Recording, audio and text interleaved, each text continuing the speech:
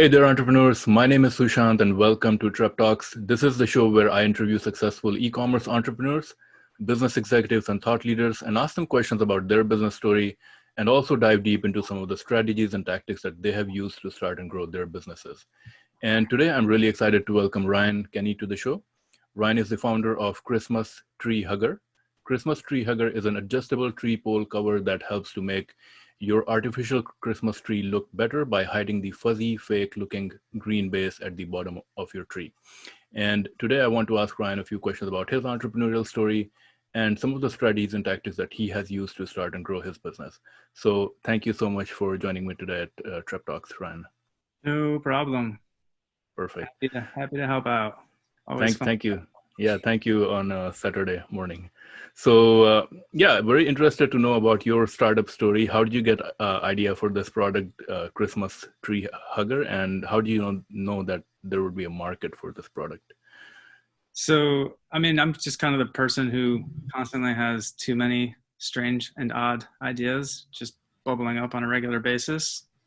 My biggest challenge is usually ignoring 99% of them and like picking which ones I want to chase because I tend to get distracted with things. But this was just one where my wife and I, obviously, like we've been putting up Christmas trees for a long time. We just celebrated our 14th year anniversary a couple of days ago, and there's been a lot of trees in our lives. Many of those had been real trees, and at some point we decided to, for convenience and traveling and all those normal busy life things, switch over to a fake tree. And just were kind of disappointed and honestly curious about why artificial trees tend to, and it's a small detail, but why they have like this stuff going on at the bottom.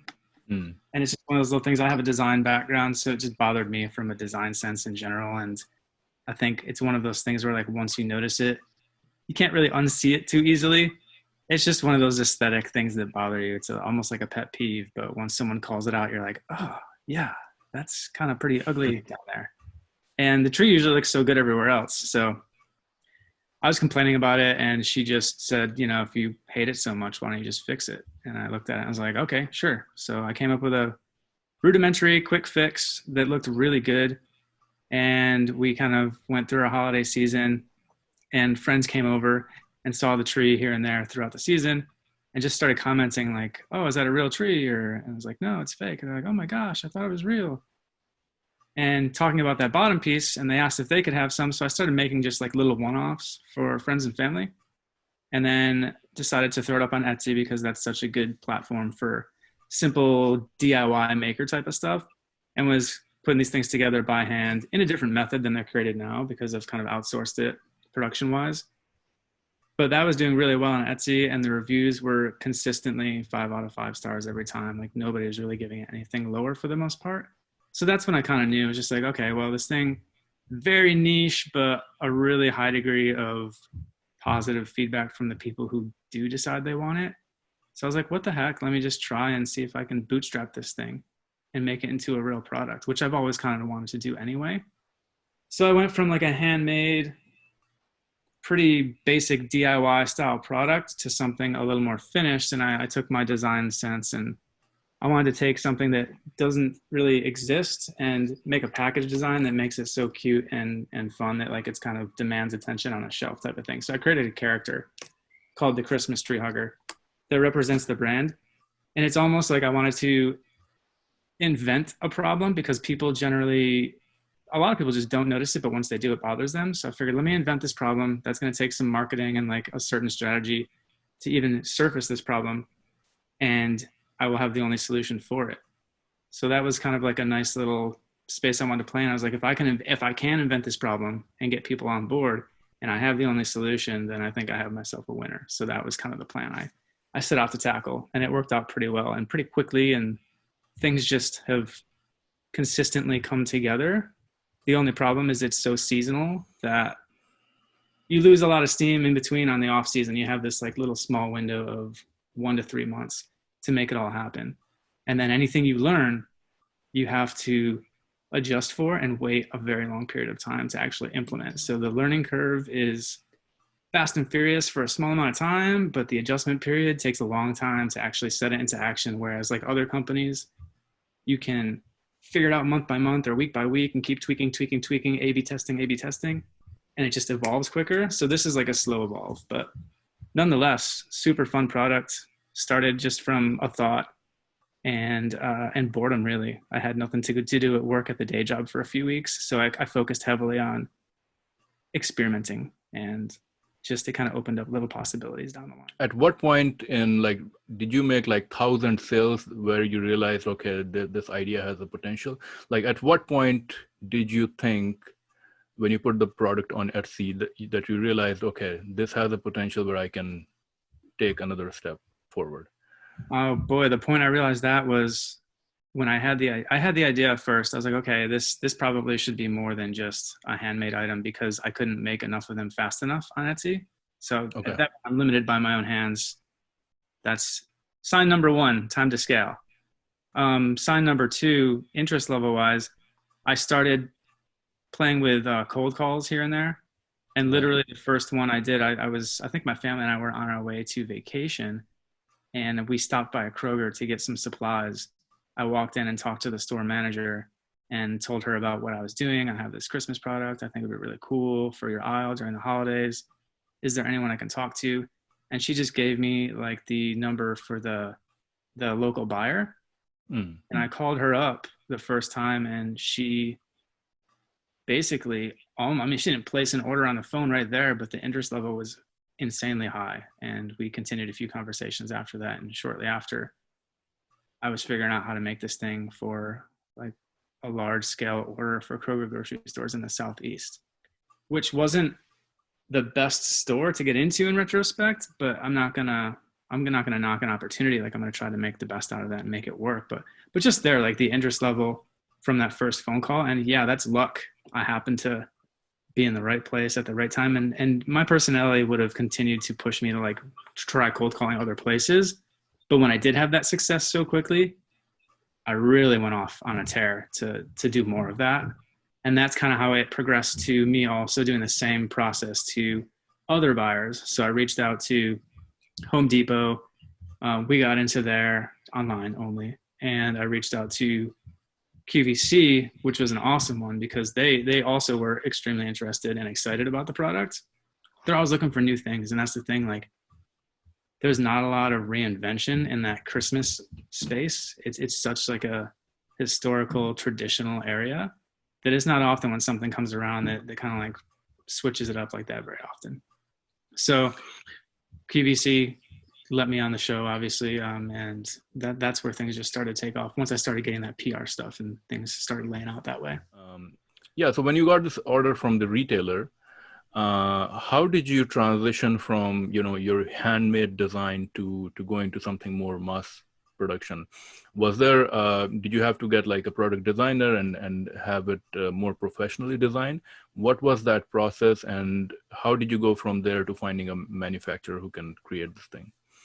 So I looked for like products. I figured out, I went actually and walked through Walmarts and Targets and various other stores. And first I went on like a materials search, and I had some ideas in my head, but I wanted to literally go through aisles and just see the things and take a mental catalog of what was out there that would make sense for this product to be created from.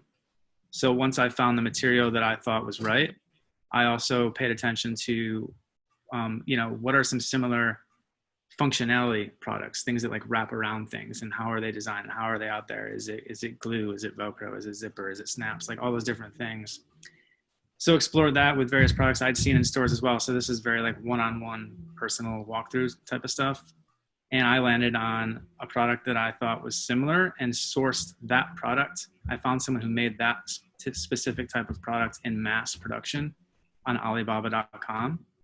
Okay. I'd found a few providers that did things like that, and then gave them my plans based on what they were doing to like shift it for a product like mine. Asked them if they could do it. First of all, the ones that said they could do it, I provided them with additional measurements and specs, and I got samples. Some of them were terrible. Some of them were really terrible, and some of them were decent. And I ultimately just landed on the one that I thought was the best quality and was the easiest to work with, where the English language was the least amount of barrier as well, because that kind of hung things up a few times depending on who I was talking to, and picked a company that I thought was the good fit. And that's kind of how the production thing started. And from there, they helped me to find someone that would source the actual packaging that surrounds the product. But I designed all of the art that goes on the bark. I designed that artwork of the bark. I designed the shape of the package, the inspiration for the design, the inserts, the colors, all that branding stuff. That's me, but that's my wheelhouse. So that was easy. And I have a design, marketing, art direction background and creative direction. But just the to play the devil's advocate a little bit, let's say that someone else or the Chinese manufacturer that you were working with before, maybe they start selling your item, which they're very adept at making at this point. Maybe that they change the print of it or something, modify the design a little bit.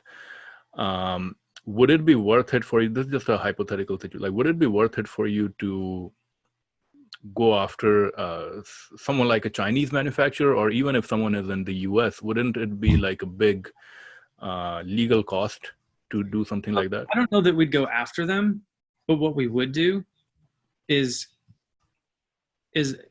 bring that information to the platforms. And like where we sell, that's a no-no. So if we have established documentation that says they're infringing on XYZ, and I give that to like another platform, then it gets easier for them to at least prohibit them from selling it. So, and if they can't sell it, then they're not going to make the money they need to make. So, I mean, that's huge. Like, you need to be on certain channels to sell large volumes, and those channels would be easy to come to with that information to help block that person from doing something like that pretty well. Okay. I think that's a very interesting point, and that whole guerrilla approach of going after the people, your target market. And I think your product is more general in terms of a lot of people, general public who use Christmas trees would be willing to use it. But anyone, I think, even if there's a niche product, I think people and I suppose you would recommend it also, is people should go find where those people are hanging out. And I think the best kind of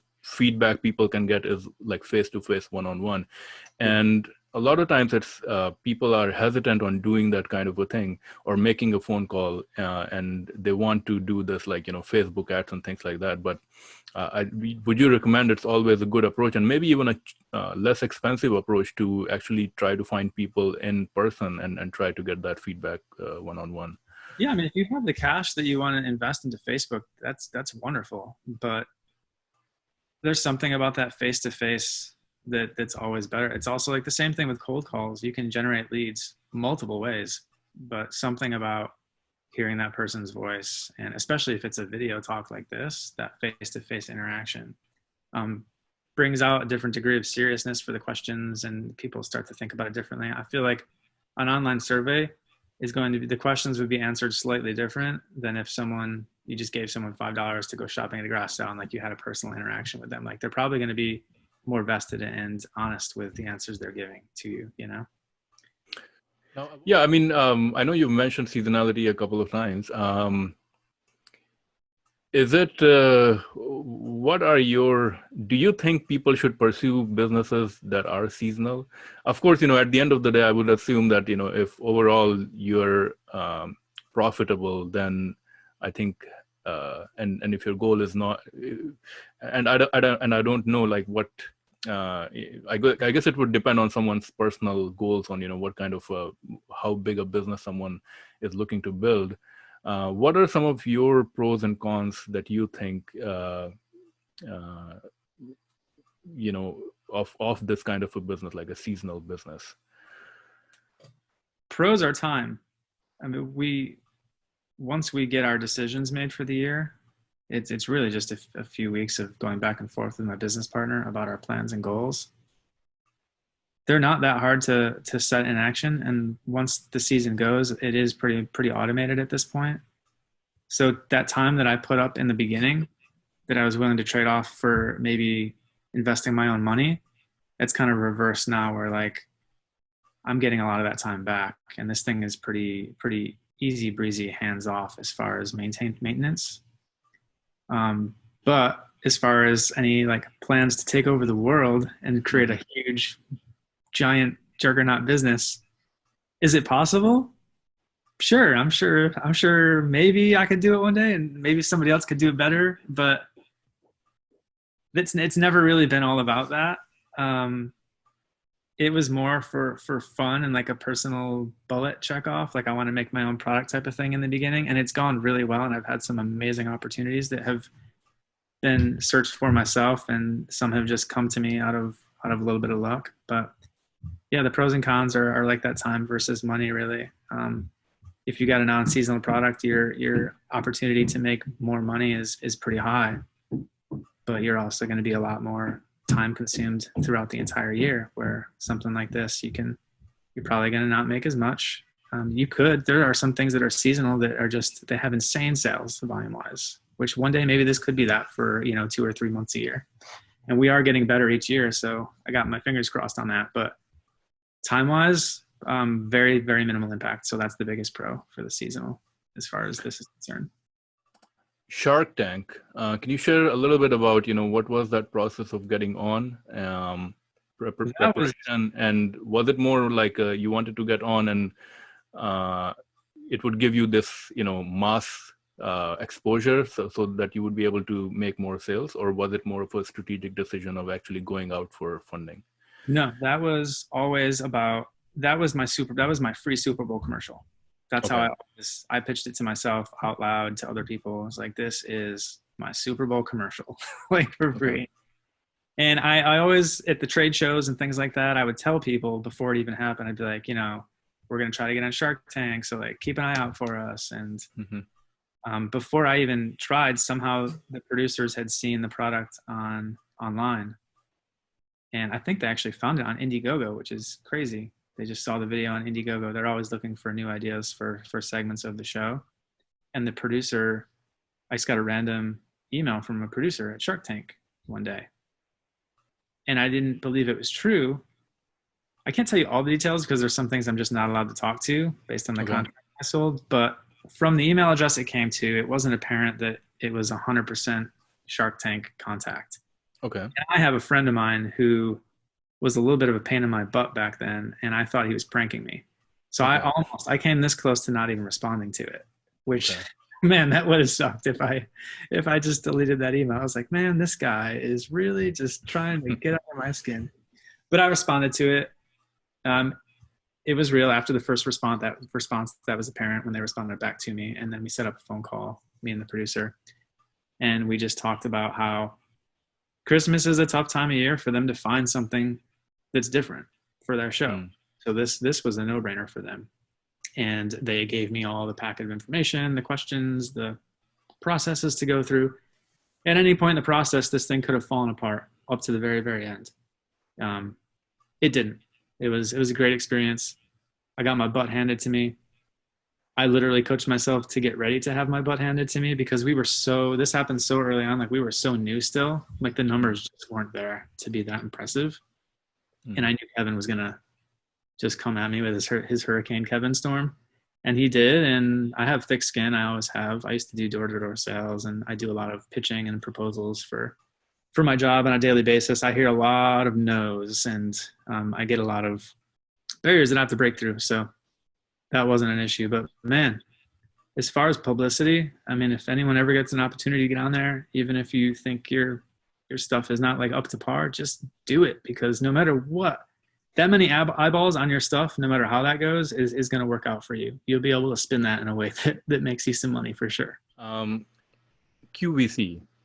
Yeah. I'm very interested in knowing how does one get on QVC, because if I understand correctly, they have a huge audience base, and I think anyone who gets on QVC like sees a huge sales growth. Could you share a little bit about how did you get on QVC? What is that process like of pitching on QVC, and your experience with that?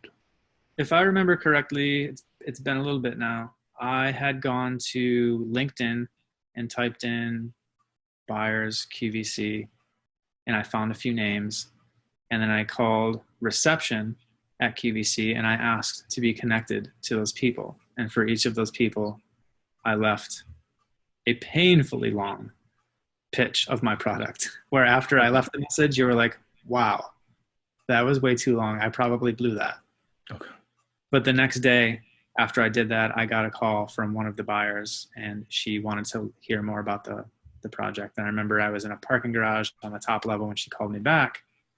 And I live in Atlanta, and there was a day where one of the bridges in Atlanta caught on fire, and it was just burning down. And I'm sitting in this parking lot watching this bridge burn down and talking to QVC. And like, as this thing is being destroyed here, my QVC opportunity is like rising.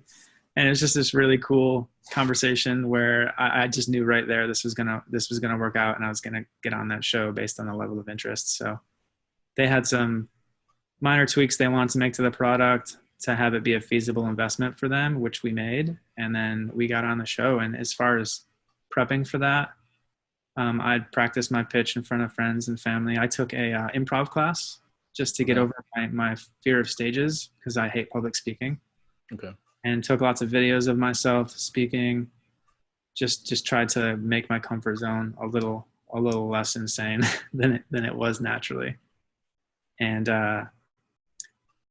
you go there and you practice in front of them. They have to make sure you're not going to pass out on camera before you there and all that good stuff. So what is that preparation time frame like? Is it like 2 months of preparation? How long did you prepare? No, you go there on site with a bunch of other people who have segments coming up in the near future, and you have like a day course at QVC where they go over how they work, what's the history, a little bit behind the personalities of the show. You have certain things you fill out as far as forms that you have to be prepared to talk about in this room. And they have judges that kind of assess your ability to handle being in a situation like that. And then afterwards they'll critique and they'll give feedback. And then there's a day 2 where you go back, and it's a not live segment. Like, you're practicing in front of a camera, and you have your host there with you, helping you out so you can see exactly what's going to go down. That's like your dry run. After that, you're green-lighted or you're not green-lighted based on how that goes. And then they give you a date and you show up and you go from there. And it's great. If it's not your thing, it's going to be hard. Just practice. Yeah. I mean, it seems like to me a very, very highly structured sales presentation. Do they actually does QVC buy a bunch of your products beforehand, and that's what they're selling and you're basically pitching it? Or is it that, whatever they sell during that time frame, that's what they're going to pay you based on that? They buy a mass amount, and then that pitch is the kickoff to selling it. And then that ad that you have online for that spot for your product is attached to that video after it goes live. So they'll get like a huge wave of sales based on the live airing. And then they'll just take that recording and attach it to your product with some product images and descriptions, just like any online sales platform. Now we're going to do a rapid fire round where I'm going to ask you a few quick questions and you have to answer them in 1 or 2 words or 1 or 2 sentences. So the first one is, do you have any book recommendations for entrepreneurs or business people in 2020, and why? In 2020, I'm really digging, and his books are good. Donald Miller, he has a book called Building a Story Brand, and he has a class that he teaches called Story Brand Marketing. And I've been fortunate enough to go to that training, which is really fun. But just in general, if you Google Donald Miller and check out his website and sign up for his daily emails of business insights, they are awesome. I mean, some of those 5-minute videos are worth as much as I've gotten from entire books. So I would say for 2020, as far as a year that's changing constantly and everyone's distracted and crazy and running around like their heads on fire, check out Donald Miller and see if you can get onto that list where he gives you those insights daily. Those are great. Any innovative product or idea in the current e-commerce, retail, or tech landscape that you're excited about? One that I use a lot as of recent is canva.com. And I think for entrepreneurs especially, it is such a good place to find templates and tools and assets for building logos, presentations, packaging, social media ads. Just, it's all there. It's all built from you and it looks fantastic. I'm a designer by trade, and I even go there to get stuff because it just saves so much time and it looks so good. Canva.com. That's like an amazing tool that more and more people are catching on to. Also, there's a site called Skillshare.com, which is a collective hub. Think of it as, it's more of like a refined, curated YouTube experience where you can go to learn all different types of softwares and programs and things like that to help build your business and your strategies and things. A productivity tool or software that either you use or you recommend? Man, I think I already mentioned it. Those kind of fit that category too. Sorry about that. Okay. Grammarly. Grammarly is awesome. Yeah. I was amazed. I've been amazed over the last few years how that has streamlined my writing process and made my writing better, and we're just more confident in sending emails and writing proposals and getting things in front of prospective clients or business partners that just seem more polished and buttoned up. It's a simple tool. It's easy to use. You could almost use it blindfolded, and it just makes your writing sound better, which is huge because it makes a big difference. Yep. A peer, entrepreneur, or business person who inspires you?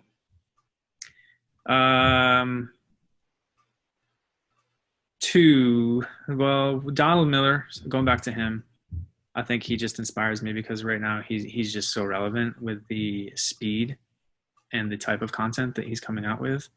And his whole thing is focused around changing your story, your brand's story. And a lot of that needs to happen right now. And people are finding themselves in situations where it's sink or swim, do or die. So I think right now that would be my go-to look up to personality for right now. Okay. The best business advice that you have ever received or you would give to other entrepreneurs? I think we touched on it earlier, but like that not being afraid to fail. And I got that from my uncle who has been amazingly successful in his career, but has experienced many failures. Just to give a reference of who he is. So my uncle is the official voice of SpongeBob SquarePants. Oh. And to get to that point, he had to go through a lot of rejections and auditions, and in the course of his career, things that, especially in that field of acting and voice acting, and there's a lot of ups and downs. So hearing a few of his stories have inspired me over the years of like what it takes to push through some of the bad to get to the best things out there in your life. And finally, do you believe in luck? Hell no. Yeah, I do. A little bit. I just believe in, it's a crazy world with all sorts of combinations, and the more stuff you mix up, the better. There's always going to be that luck factor. Yeah. But you can have more luck if you push yourself in a direction that gets you there. Your luck is still going to happen. If you sit on your butt watching Netflix all day, you'll probably have just the tiniest bit of luck. But if you turn off your TV and commit to doing what you're doing, you're going to have more luck. So luck's a funny thing like that.